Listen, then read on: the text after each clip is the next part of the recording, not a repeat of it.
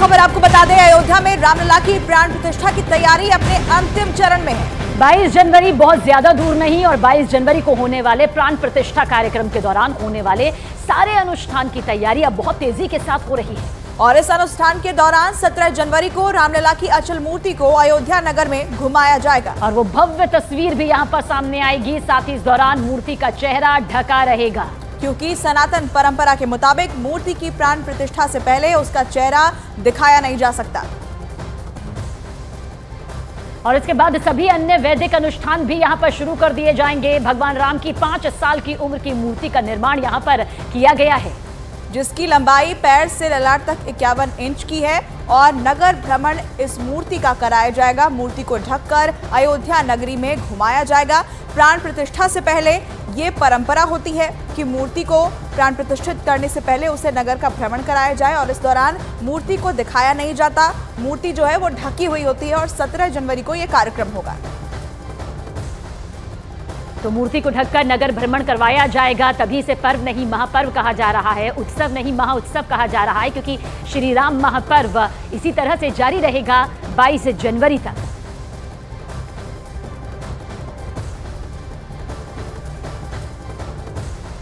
और देखिए, राम मंदिर पर खास बातचीत के लिए हमारे साथ इस वक्त एक बेहद खास मेहमान मौजूद है। हमारे साथ साध्वी ऋतंभरा जी मौजूद है, जिन्होंने आंदोलन से लेकर यानी राम मंदिर का जो आंदोलन था उससे लेकर उद्घाटन तक का ये लंबा सफर यहाँ पर तय किया है। एक एक तस्वीर को आपने यहाँ पर साध्वी ऋतंभरा जी बहुत गौर से यहाँ पर देखा है, लेकिन इस बीच ये जरूर कहा जा सकता है कि आप सबसे प्रमुख चेहरा यहाँ पर रही है। यही वजह है कि दिग्गजों की मुलाकात का ये दौर भी यहाँ पर जारी है। लेकिन इस बीच साध्वी ऋतंभरा जी से हम ये जरूर जानना चाहेंगे कि 1991 में आप दिल्ली में वीएचपी की जो पूरी वोट क्लब जनसभा में पहुंची हुई थी, उस जनसभा में नरेंद्र मोदी भी बतौर कार्यकर्ता शामिल रहे थे। आपके साथ उनकी एक तस्वीर भी यहां पर सामने आई है। हम चाहते हैं कि वो अनुभव आज आप पूरे देश के साथ यहां पर साझा करें, क्योंकि प्रधानमंत्री नरेंद्र मोदी ऐसा है कि वीएचपी के इस कार्यक्रम में नैतिक और मानसिक और शारीरिक दृष्टि से सभी राष्ट्रवादी शक्तियां संगठित होकर इस कार्यक्रम को, इस आंदोलन को ऊंचाइयों पे ले जाने की जो है भरसक प्रयत्न कर रहे थे। तो आदरणीय नरेंद्र भाई मोदी उस समय बहुत ही सक्रियता से सारे कार्यक्रमों की योजना बनाना, सभाओं की व्यवस्थाओं में लगना, तो उसमें वो इस तरह सक्रिय थे। तो आप देख रहे हो कि वोट क्लब की रैली की वो ऐसा विराट रूप, उस समय तो कोई सोशल मीडिया नहीं था, कुछ भी नहीं था। तो ये हमारे कार्यकर्ताओं का बल था और विश्व हिंदू परिषद का नेतृत्व और फिर नरेंद्र भाई मोदी जी जैसे ऐसे व्यक्तित्व का नेतृत्व जो है पीछे रहकर पूरी व्यवस्थाओं को जुटा रहे थे। मैंने तो गुजरात की भी बड़ी विशाल रैलियां की हैं।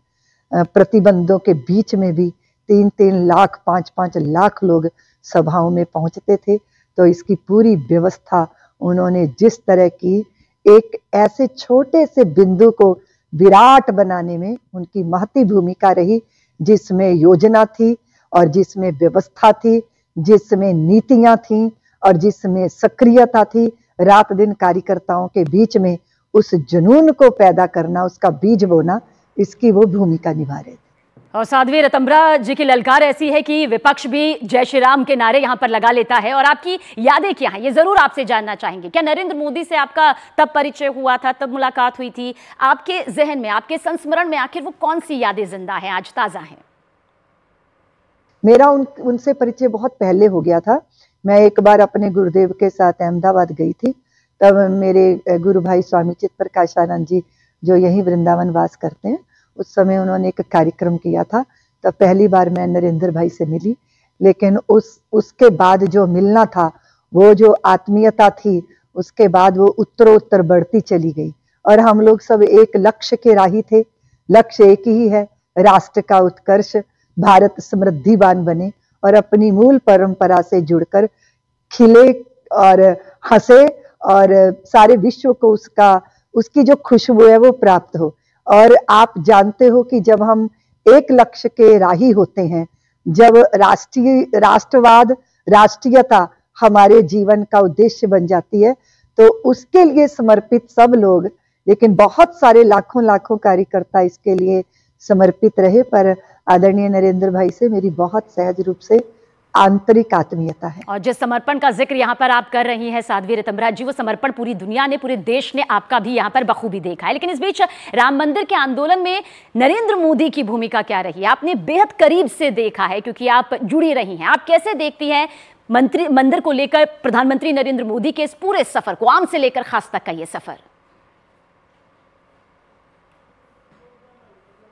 मैंने पहले ही उस अपने आपके प्रश्न में पहले ही उसका उत्तर समाहित कर दिया है कि कुछ लोग हैं जो मंच पर प्रकट होकर अपनी वाणी के द्वारा ओज और तेज जनता में भरते हैं, लेकिन बहुत ऐसे भी व्यक्तित्व होते हैं जो उस जनमानस का मानस बनाने की, उस विराट सभाओं के पीछे की योजना और योजक के भूमिका में रहते हैं। नरेंद्र भाई इसी तरह की भूमिका में थे। और राम मंदिर आंदोलन की आप फायर ब्रांड वक्ता यहाँ पर मानी जाती हैं। आपका खुद का बहुत लंबा सफर रहा है, लेकिन राम मंदिर से जुड़े आंदोलन का जिक्र कर रहे हैं, तो किस तरह की भूमिका आप प्रधानमंत्री नरेंद्र मोदी की देखती हैं? किस तरह की भूमिका आपको लगता है कि उन्होंने इस पूरे लंबे सफर के दौरान निभाई है?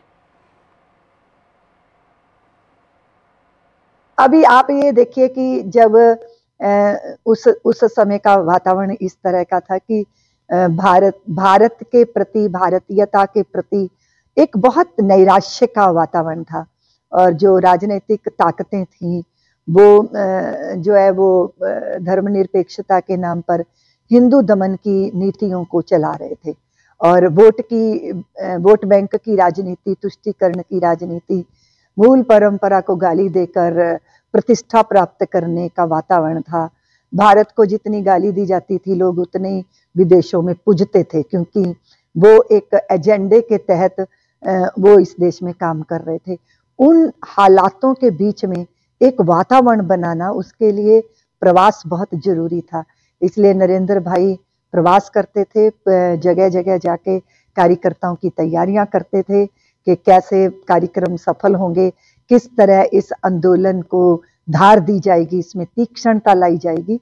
तो कई बार तो बिना साधन के भी और बहुत छोटे छोटे साधनों के साथ भी वो इसके कार्य में सन्नद्ध रहते थे। जी, और साध्वी ऋतंभरा जी, राम मंदिर आंदोलन का वो वक्त आपने बेहद करीब से देखा है, बहुत बारीकी से आपने इसे जिया है। ये भी जानना चाहेंगे कि आंदोलन के समय साल 1993 को जानना चाहेंगे, क्योंकि तब एक हस्ताक्षर अभियान चलाया गया था। उसकी पूरी हकीकत, उसकी पूरी कहानी आज आपकी जुबानी जरूर ये पूरा देश जानना चाहेगा। देखिए, किसी भी तरह का कोई संकल्प जब चाहिए होता है या कोई बड़ा लक्ष्य प्राप्त करना होता है तो पहले उसकी तैयारी करनी पड़ती है। शरीर से व्यक्ति बाद में संलग्न होता है, पहले उसके मन की तैयारी करनी होती है और मन तब तैयार होता है जब वो संकल्पवान होता है। तो हस्ताक्षर अभियान जो चलाया गया था वो ये था कि नैतिक, मानसिक, आत्मिक और हम अपने भावनात्मक दृष्टि से और शारीरिक दृष्टि से भी इस आंदोलन, राम जन्मभूमि मुक्ति आंदोलन के सहभागी बन रहे हैं, इस बात की प्रतिबद्धता बहुत जरूरी थी। अगर आप ऐसे हवाई बातें करते हो तो इतने बड़े लक्ष्य प्राप्त नहीं किए जा सकते। उसके लिए लाखों कार्यकर्ता जो है रात दिन लगे खपे। और हस्ताक्षर अभियान चलाने के पीछे ये था कि जन जन के मन में हम राम जन्मभूमि मुक्ति आंदोलन के बीज का रोपण कर रहे थे। और हस्ताक्षर अभियान गली गली, गांव गांव चला, वो उसने वातावरण बनाया और पूरा हिंदू समाज जो है, जो बूंद बूंद में और जो अलग अलग धाराओं में बटा हुआ था, वो एकत्रित आया और एक जनमेदनी का रूप धारण कर लिया। और आपको मालूम है कि जो जनमेदनी होती है, जब जनता सामूहिक और समग्र हो जाती है, संकल्पवान हो जाती है, तो वो स्वयं जनार्दन बन जाती है। तो हस्ताक्षर अभियान के पीछे उद्देश्य यही था कि सबको श्री राम जन्मभूमि मुक्ति आंदोलन के लिए प्रतिबद्ध करना।